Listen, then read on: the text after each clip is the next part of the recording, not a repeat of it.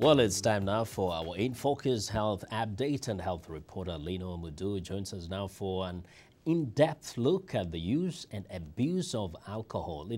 Welcome. And I know that the coming days, you're going to focus so much on men's health. Absolutely. It's the beginning of our men's health series. Not that alcoholism is just a men's problem, but we want to focus on alcoholism for today. And in many parts of the world, drinking alcoholic beverages is a common feature in social gathering. However, heavy alcohol consumption has adverse health and social consequences. Experts say alcohol it's intoxicating, toxic, and can cause dependence. Some key facts about alcohol abuse: it causes 2.5 million deaths annually. Alcohol is the world's largest disease risk factor, and alcohol is associated with many serious social issues. In a bid to rein in violent crime fueled by excessive drinking, South Africa is planning to ban alcohol advertising. Health Minister Aaron Motsoaledi says that alcoholism is having a negative effect on society. He says authorities cannot afford to ignore the issue of alcoholism. The minister adds that after HIV/AIDS, injuries from violence are the top killer in South Africa. Joining us now on the phone from Cape Town is Professor Charles Parry, a substance abuse epidemiologist and the director of the Alcohol and Drug Abuse Research Unit at the South Africa Medical Research Council. Dr. Parry, welcome to the program.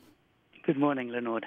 What are some of the causes that take people from drinking socially to becoming alcoholic?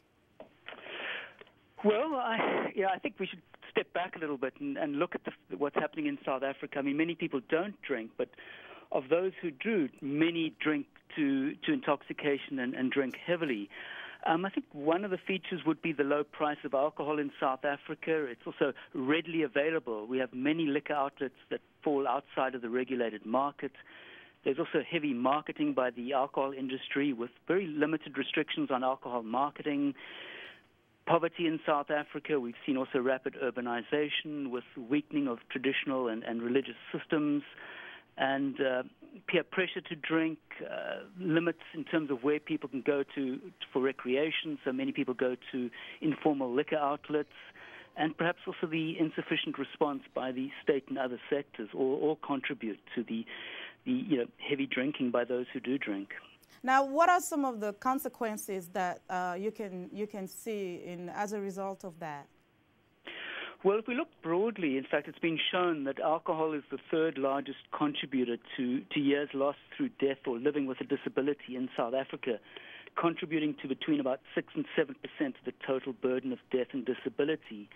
And when we look at alcohol's contribution, like as a sort of a slice of pizza, about 40% of alcohol's burden comes from alcohol's contribution to intentional and unintentional injuries. About a third of it comes in South Africa from alcohol's link to infectious diseases like HIV and TB. And then to a lesser extent, alcohol contributes to mental health problems and non-communicable diseases. We also have the world's highest recorded levels of fetal alcohol syndrome in the world, with levels in excess of 10% in certain areas.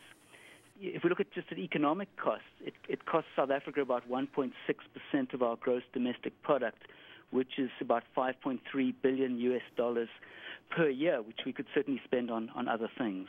Now, you talk about some of the causes being the low price of alcohol, poverty. So when you want to address this issue, where should we start? Well, I think first the starting point, that's a good question, is I think we need a clear national plan to look at harmful use of alcohol. Currently, we have a national substance abuse strategy, which is very broad, and I think we need to break that down and have a separate strategy looking just at alcohol. It needs clear short-term, medium-term, and long-term goals, and it must be adequately resourced.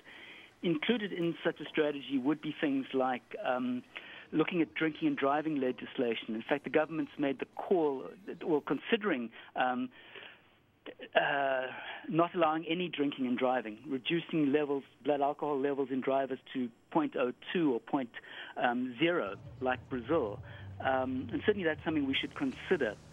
And the other thing... Yes, sorry? Go ahead, Professor. The other thing that's been considered that you mentioned is, in fact, banning all liquor advertisements except at points of sale. And I think certainly that's something that also needs to be put on the scale. But if we, in the short term, perhaps we should move towards pre-vetting of all advertisements. So a neutral body looks at all advertisements and decides if they're appropriate or not. We certainly need to put more money into counter-advertising, so it's not just the liquor industry that's putting messages about responsible drinking.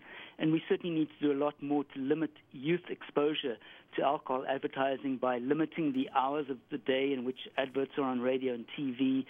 We should look at reducing sports sponsorship and advertising when youth are exposed, and things like billboards which are near to schools. But certainly, I think the call for banning advertising of alcohol in South Africa is perhaps something that should be seriously considered. Okay. Well, Professor Parry, thank you so much for joining us. And our thanks to Charles Parry from the South Africa Medical Research Council. Vincent? Right.